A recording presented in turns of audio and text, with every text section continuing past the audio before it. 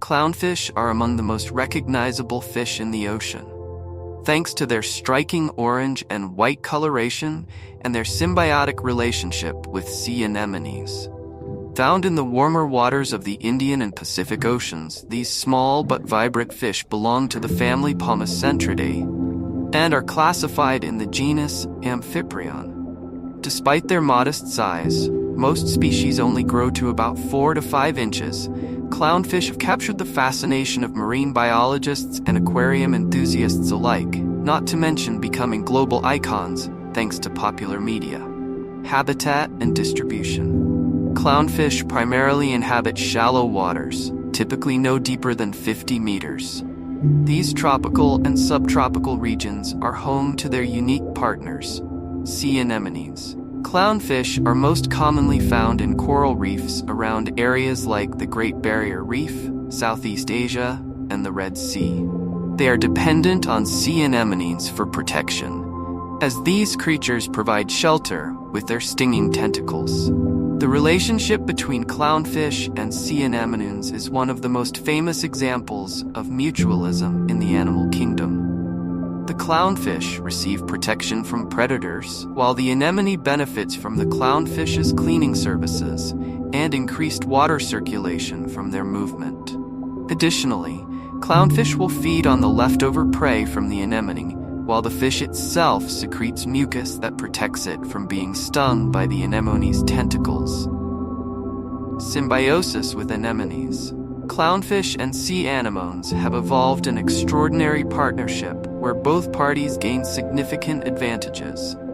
Sea anemones use their stinging cells, or nematocysts, to capture prey and defend against predators. Most fish would be paralyzed or killed by the sting of an anemone, but clownfish have developed a special adaptation to avoid harm. The key to this protection lies in the clownfish's unique mucus layer. This mucus coating prevents the anemone from recognizing the clownfish's prey. The precise makeup of this mucus is not fully understood, but it's believed to mimic the chemical signals of the anemone itself.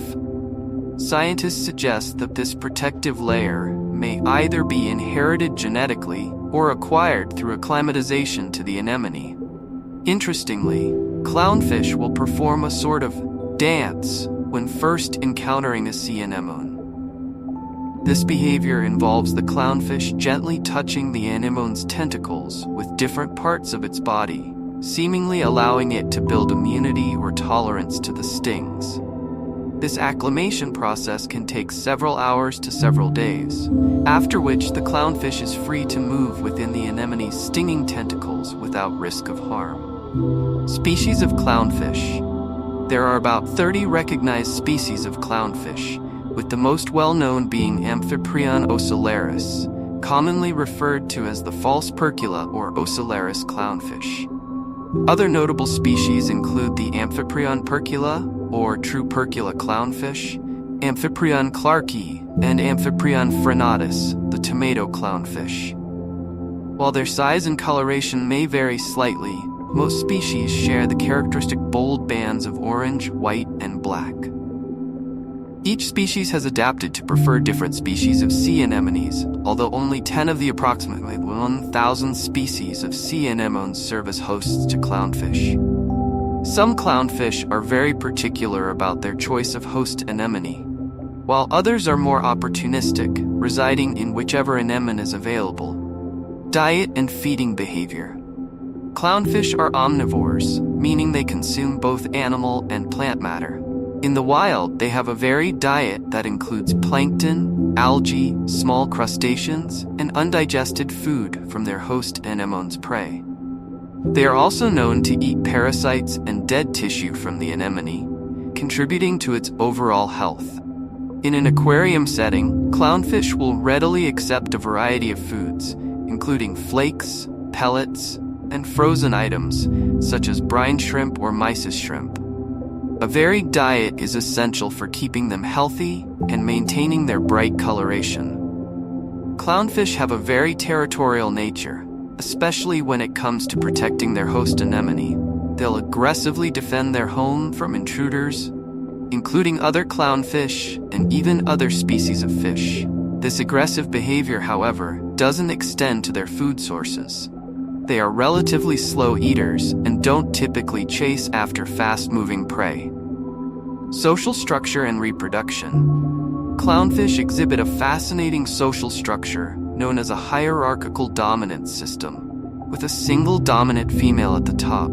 Clownfish are protandrous hermaphrodites, which means they are all born male, and the largest, most dominant individual in the group will change sex to become the breeding female.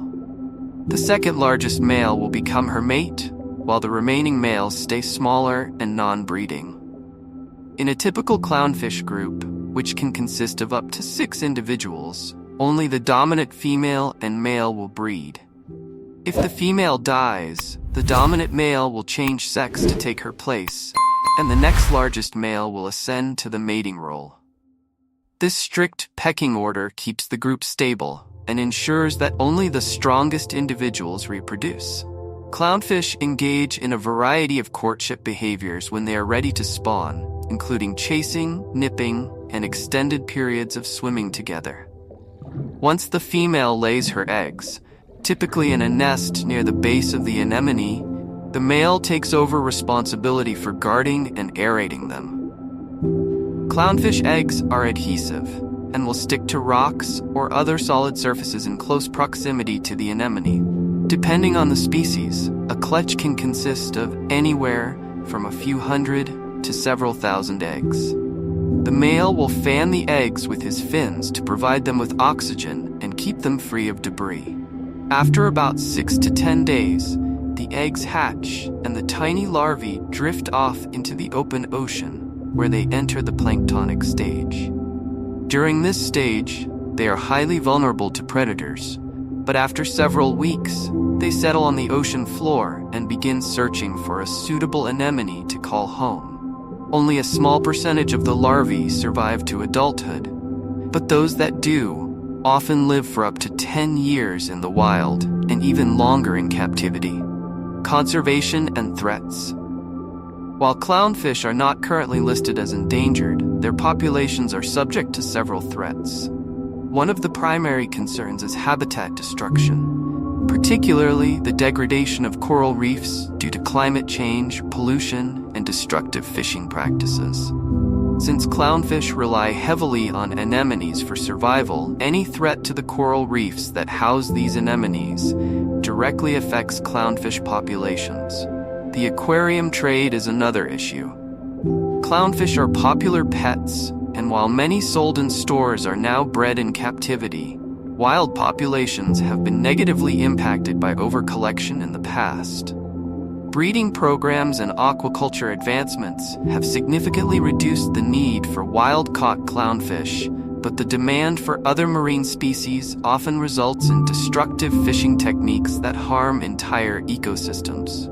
Fortunately, efforts are being made to conserve clownfish habitats. Coral reef restoration projects, stricter regulations on aquarium trade practices, and marine protected areas (MPAs) all contribute to safeguarding clownfish and their symbiotic partners. In addition, scientists are continually researching ways to improve the breeding and rearing of clownfish in captivity, which helps alleviate pressure on wild populations. Fun facts about clownfish coloration changes. Clownfish often change color as they mature. For example, the Ocellaris crowfish can turn from orange and white to a darker brownish hue, depending on factors like diet and habitat. Finding Nemo fame. The 2003 animated film Finding Nemo brought global attention to clownfish, specifically the Ocellaris species, leading to a significant boost in their popularity in the aquarium trade. Communication. Clownfish make popping and clicking sounds, particularly when they are defending their territory or communicating with other members of their group. Anemone bonding. Some clownfish species will bond with a single anemone for life, while others may switch hosts if needed. The strong bond between clownfish and their anemone hosts highlights their incredible adaptability and mutual dependence.